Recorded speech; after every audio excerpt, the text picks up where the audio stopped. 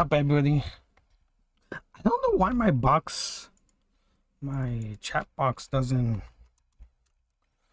Let me see. Why doesn't my chat box connect my?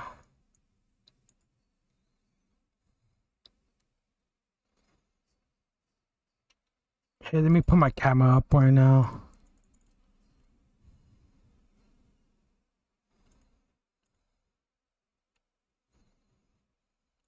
Damn, I look like. Why do I look like that? I look like freaking. I looked bizarre right now. Yeah, I should have a timer on my thing.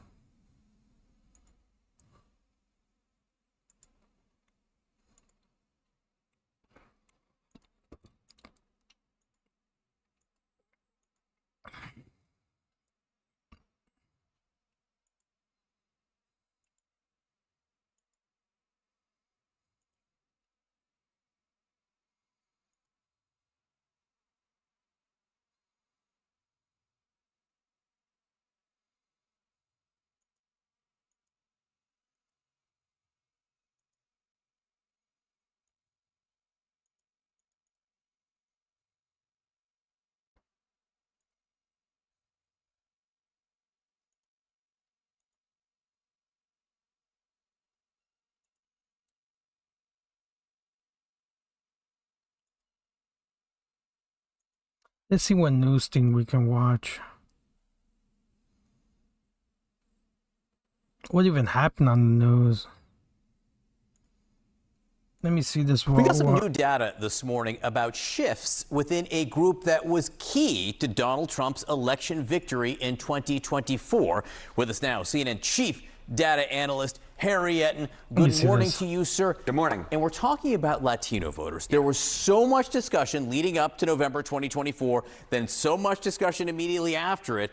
Where are we now? Yeah, where are we now? What a different world. Oy vey if I'm the president of the United States, because just take a look here. Okay, Latino voters on Trump. He won a record share for a Republican presidential nominee, 46% of that vote, going all the way back since we had the advent of exit polls back in 1972. And look at where he is today. His job approval rating in an average of CNN polls this year, 28%. That is an 18-point drop. The bottom has completely fallen out when it comes to Donald Trump and Latino voters. He won record numbers of them back in 2024, and they have abandoned him with the utmost just dislike of what he is doing so far, just 28%, a drop of 18 points. Now, among Latinos, it was Latino men who were driving this movement toward him in 2024. Where are they now? Yeah, you think that this movement is a lot? What about Latino men? Oh, my goodness gracious. Okay, Latino male voters. In the 2024 election versus Kamala Harris, look at this. Trump won him by 10 points. Look at the net approval rating now, minus 41 points. That is a movement of 51 points, a shift away from the president of the United States. Latino male voters supercharged that record performance that Donald Trump had with Latino voters, and they, like Latino women, Latinas, are moving against the president of the United States, minus 41 points. Again, the bottom has just completely fallen out, and of course, when you look across that political map, there are so many races that will be involving a lot of Latino voters. And when you see numbers like this, I just go, uh-oh, if I am a Republican running for Congress. We'll talk about one of those races in just a moment. But wait, there's more before that, which is, look, this new CNN poll this week talked about just how people have enormous concerns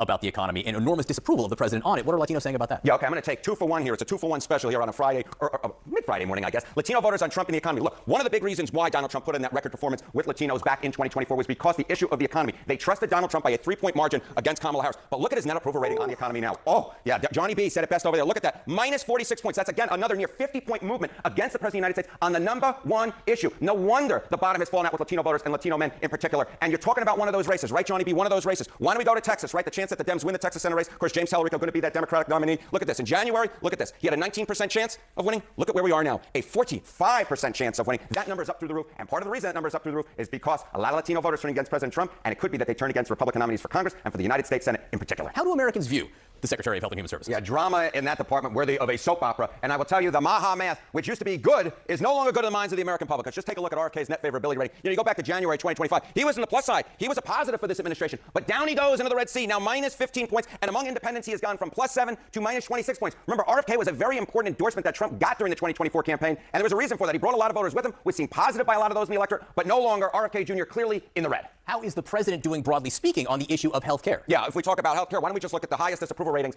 for presidents this century? And you can see it right here. The one in red on your screen, Donald Trump, 65% disapprove of him on health care. That is the highest. That is the highest for any president this century. Biden was at 57%. That was his highest. Obama, remember, this was around the Obamacare debate, right? He was at 63%. Trump's actually beating him on this score, which is a score you don't want to be winning on. And then, of course, Bush, when there was all this talk about privatizing Social Security, he was at 63%. But Donald Trump takes the cake on this issue, 65% disapproval, the highest for any president this century. I'd say my major takeaway here is how unpopular every president that is also has true. been on health care. I'm surprised that everyone doing so badly on this issue, given what a big issue it has been over the last several years. All right, Robert Kennedy Jr., obviously one of the biggest issues surrounding him is controversial views on vaccines. Like, what are Americans saying about that? Yeah, let me just tell you that Democrats would love for the 2026 midterm elections to be about vaccine. Per gallon, you can see how much they are from before the war. And the rising gas prices are fueling its huge jump in what businesses had to shell out last month, the Producer Price Index. With us now, CNN chief data analyst Harry Enten. So gas prices above $4.50 a gallon. You hear people talking about it. I had a Republican congressman tell me he paid $100 to fill up his tank. Right? That's a lot of money. Where does the president rank when we talk about approval on gas prices? You know, oftentimes when gas prices go up, the president pays a price, but never this much, because we're talking about a record here. Take a look at this. Highest disapproval on gas prices. Look at this. President Trump, 79% of Americans disapprove of him on gas prices. Look, the rest of them you see across the board also reach the 70s, but never this high. This is a record high in terms of looking back at every single president this century. Again, President Trump is breaking records across the political map, but on this one, he is also doing so, and in a way you simply put, don't want to be breaking records. And the gas prices were higher here, but he still is being blamed more at this point. Exactly which is right. Interesting. What's the partisan breakdown here? Yeah, okay. Why is he being blamed more, right? Why is he being blamed more? And the partisan breakdown really gets this, because just take a look here. We get the rare trifecta. The rare trifecta. Ooh,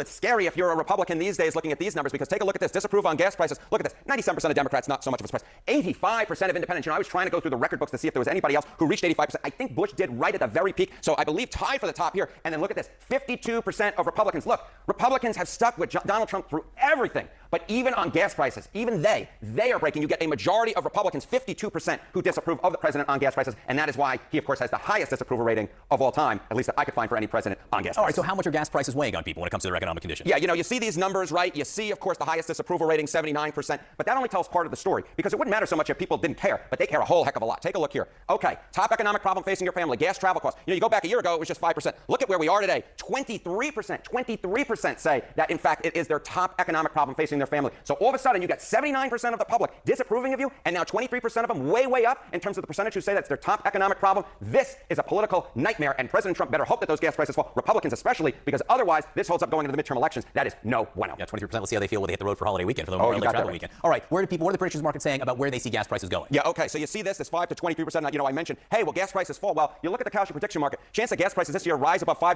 gallon. You know, you go back to the beginning of this month, it was 74% in terms of the chance it would rise above $5 a gallon. Now it's 68%. Down a little bit, but the fact that we're still dealing with the majority of those who are putting their money where their mouths are, thinking that we're going to get above $5 a gallon, that would be a political, devastating nightmare for the President of the United States, and more so for his party in Congress, which, of course, a lot of them are up for this midterm election. Just where is Donald Trump right now in the minds of Americans? You know, we've had all of these big events that have been going on, and sometimes I think it's worth taking the 35,000-point view, right? That viewpoint from up in the sky, and we could just see it is you could see it here. You know, this is the aggregate of my aggregate of polling data that, you know, you're looking at here, and it's just a steady climb downward into the Red Sea, because Trump's net approval rating hits a new low. You can see it right here, 20 points underwater, and what you just see on your screen right here is it's been a steady climb downward. You know, you go back to January of 2025, at the beginning it was +6, then -6 by May 2025, -9, -14, -15. But over the last few months, as the Iran war has taken shape, as those just net approval. Yeah, Trump's the Iran war, the prices. That's the one thing I've noticed. Well, since even the pandemic, that the price of goods has been going up. I don't know what Trump could have done.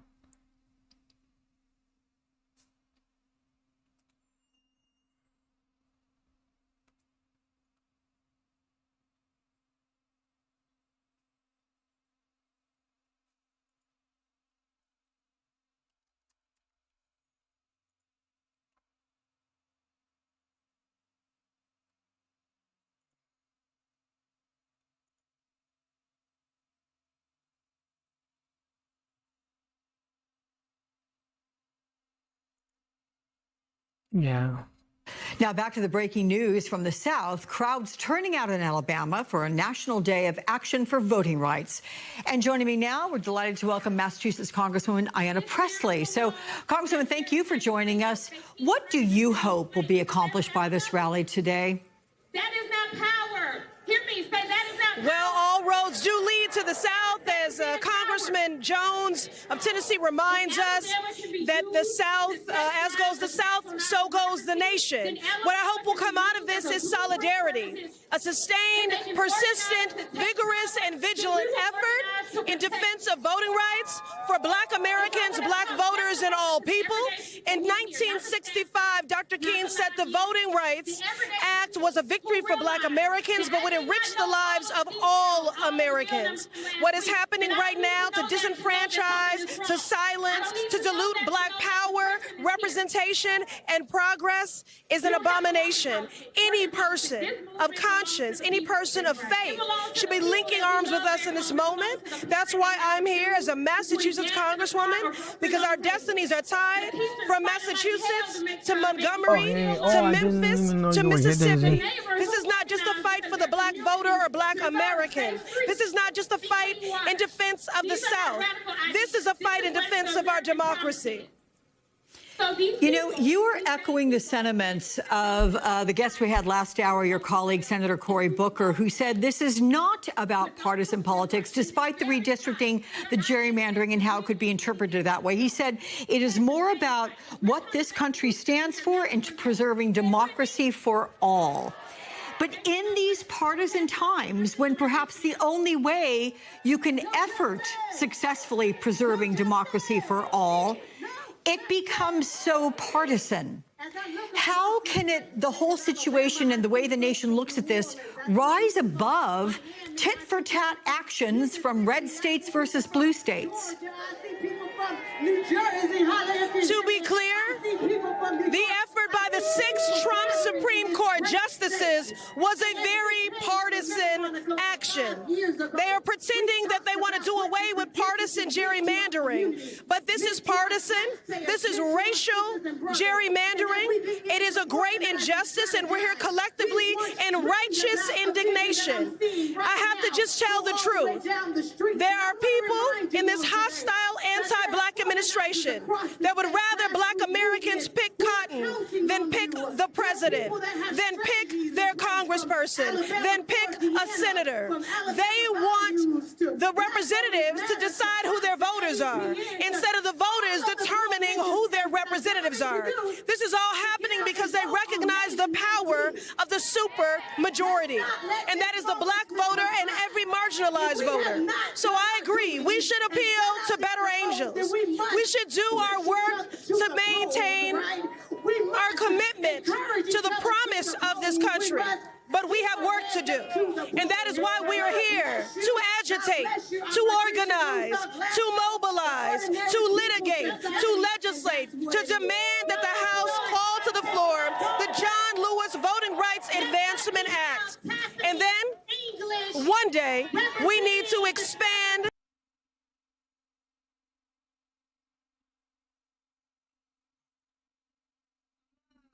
Shower? Oh, okay. Let me, give me 1 second. I didn't know you were.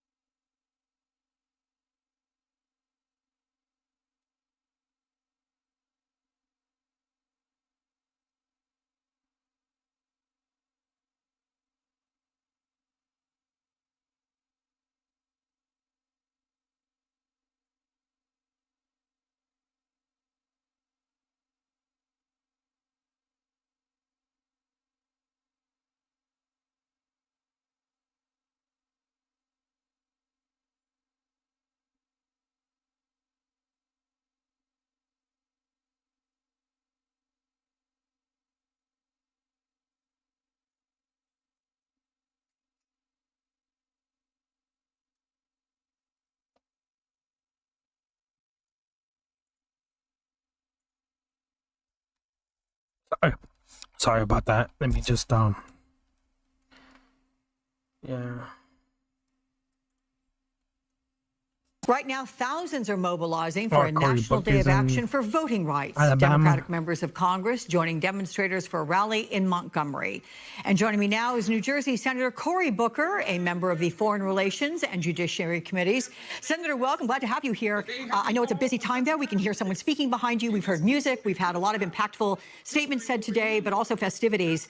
But let's talk about the rally and what you hope will be accomplished by it today.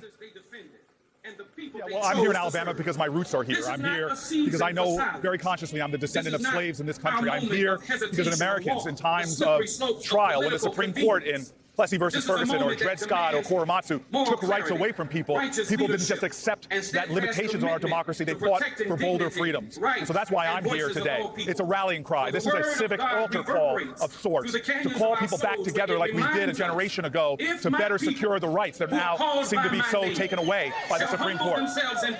And indeed, it is because that Supreme Court upheld the Virginia High Court's ruling from 2 weeks ago, essentially gutting the Voting Rights Act, effectively reducing black representation in Congress. So describe where that leaves voters and the makeup of Congress.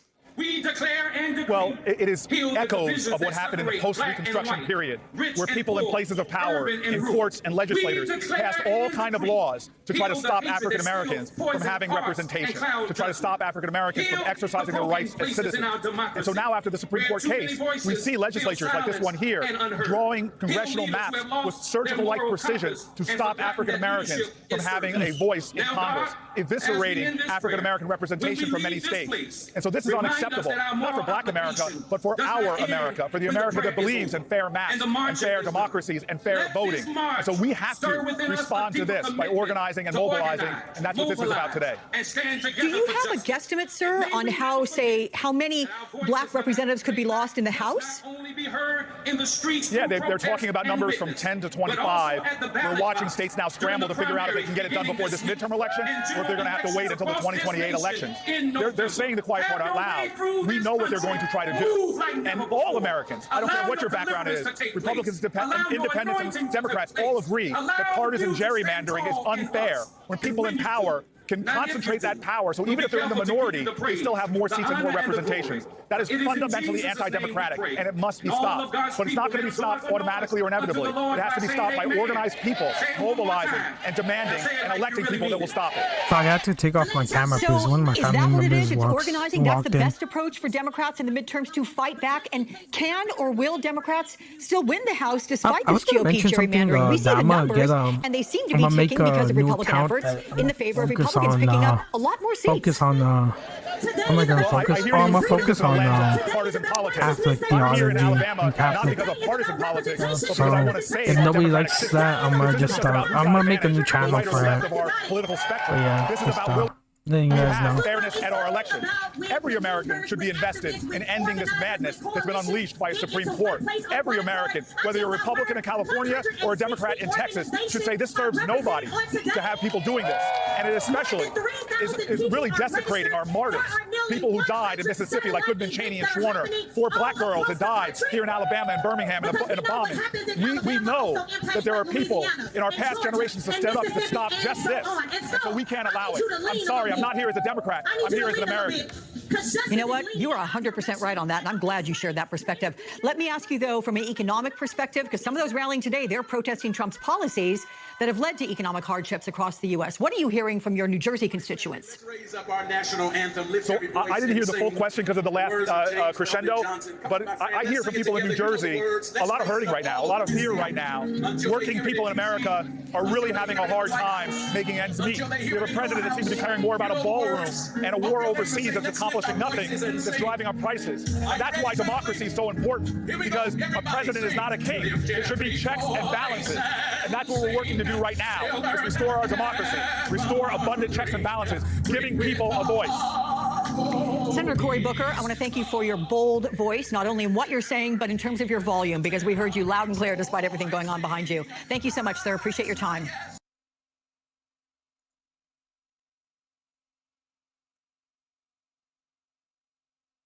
month, year. We just have to show up. I'm here in Montgomery, Alabama with members of Congress and with busloads of Americans who are here to fight for fair representation. And one of them is none other than Alexandria Ocasio-Cortez. the original AOC. So why was it important for you to be here in Montgomery? Well, I think one of the reasons why it's important for me to be here is because it's important for every American to be here.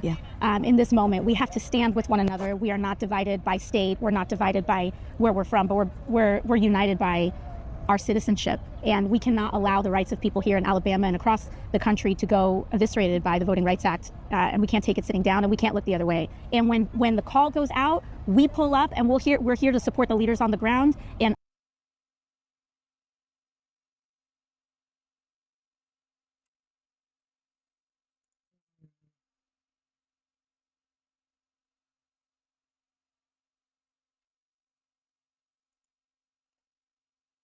It makes no sense, by the way, that you can decide the most important judicial body in the land, which has the power.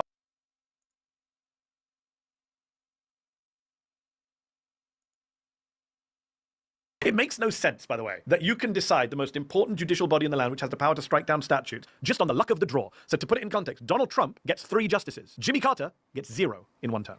That's insane. AOC has been getting criticism from those libertarian right-wingers like Glenn Greenwald and also leftists like Ryan Grimm compared to Marjorie Taylor Greene. They seem to be very charitable towards Marjorie Taylor Greene. My worry is we now reached a point where it's not just even Marjorie Taylor Greene, it's Marjorie Taylor Greene is great, and she's better than our side. AOC has, according to one study, the 2nd best record on Palestine in the House. According to another study, the 5th best record. Marjorie Taylor Greene comes in at 113th. Just factually, it's 100% wrong to say because of one vote on the Iron Dome that suddenly that makes MTGs better overall. I'm pleased to once again be joined by Mehdi Hasan, progressive journalist, founder of Zeteo, which has celebrated its 2nd anniversary. And listen, not to brag, but I am proud to be a founding member, I think like day 2 of its launch. Mehdi, congratulations and welcome back. How are you? Thank you so much, and glad to be with a founding member of Zeteo.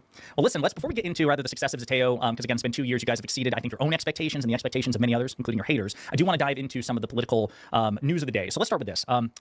As you know from previous conversations, I spent a lot of time complaining about the Supreme Court. I feel fully vindicated, not just because of the immunity decision, but also, the recent developments with the Voting Rights Act. So where are you now with the United States Supreme Court? Because I feel like you're even more radicalized than you were before, as am I. September 2018, I wrote a piece for The Intercept. I was a columnist at The Intercept called Pack the Court. And I said that the next Democratic administration needs to pack this court. It was very clear what was happening in Trump's first term. It was very clear what happened after the whole Garland decision and the Gorsuch seat and all of that. And this was pre, of course, RBG. And I made it very clear, and people mocked me. I had people telling me this is a nonsense position. What are you talking about? And unfortunately, I'm vindicated in a way I don't want to be vindicated, which is now the Democrats are finally working on. I remember when Joe Biden was president and he did a commission on the Supreme Court. I was at MSNBC. I did multiple segments with legal experts, with one of the members of the commission, saying, why did you not cover court packing? Why did Biden not take any kind of reform proposal seriously? He kicked the report into the long grass. Democrats thought this was some nonsense utopian vision. Meanwhile, Republicans, I don't know if you've seen the big ProPublica piece that came out this week about how Leonard Leo spent billions over the last decades, building this pipeline from the Federalist Society, from law school, for right-wingers to take over the American judiciary, the American court system, and then obviously Donald Trump gave them a massive boost. And Democrats never took this seriously. It was a Republican who took the court seriously, while the Democrats were kind of like playing around, we must defer to whoever it is. And now it's coming back to bite them in the arse. I've said this for a while, by the way, when I say Democrats, I mean liberals and leftists. This is something that both sides of the Democratic Party political divide have gotten wrong. You never hear Bernie Sanders talking about packing the court. You don't hear progressives saying that court reform is a priority. Ro Khanna has come to it belatedly and talked about reforming the courts in a way that I wish others would listen to him on. But look, liberals and leftists just took it for granted. And I would tell fellow leftists, you can have Bernie Sanders as president, and he can bring in Medicare for all with a compliant Congress. Supreme Court just shoots it down. What are you going to do about this entity that is a reactionary entity in our system that has taken powers that were not given to it by the founders and has exercised it in a completely partisan manner, not just going back to Donald Trump, but going all the way back to Bush v. Gore in 2000. And I think now the next Democratic president has to come into office with a plan to reform the Supreme Court, to rebalance it and ignore carping for Republicans. They're going to pack the courts. They've packed the courts. You've seen what's happened in Virginia, where a packed court by the Republicans has shot down the will of the people when it comes to redistricting. And then you have Republicans saying, clutching pearls, saying, oh my God, the Democrats say they're going to ignore this court, or they're going to pack the Virginia Supreme Court. They did that. They did it in Utah very recently. They did it in Arizona or Georgia. I can't remember both. So there you go. So what are we talking about here? The Republicans are willing to pack the courts at a state level, at a federal level. Remember, they packed the courts at a federal level. In fact, they changed the size of the Supreme Court for an entire year. They brought it down to 8 because they would not allow Obama to fill the seat that Scalia left behind. And then they had the nerve to lecture anyone else about court reform, court rebalancing, court packing, call it whatever the fuck you want. Listen, I feel like I'm in church. I have goosebumps because, again, you've been, you're proselytizing in a way that I have as well. So let's unpack a couple of things. Number one, I appreciate you acknowledging that this is unfortunately a bit of a horseshoe where both you have too many establishment liberals like President Biden and you have too many leftists. I will drop a name here, Brianna Joy Gray, I think dropped the ball giving an iconic tweet about how the Supreme Court doesn't matter in the 2016 election. The dumbest prediction ever made by a non-MAGA political commentator. Packing the Supreme Court has to be the single most important thing. Yeah, we got pack the Supreme Court. You're packing the Supreme Court. I think I'm gonna end the stream because just packing the Supreme Court and doing other reforms. I'm gonna just end the stream because I have to I'm gonna just get off. I'm gonna get off for today. I'll see you guys.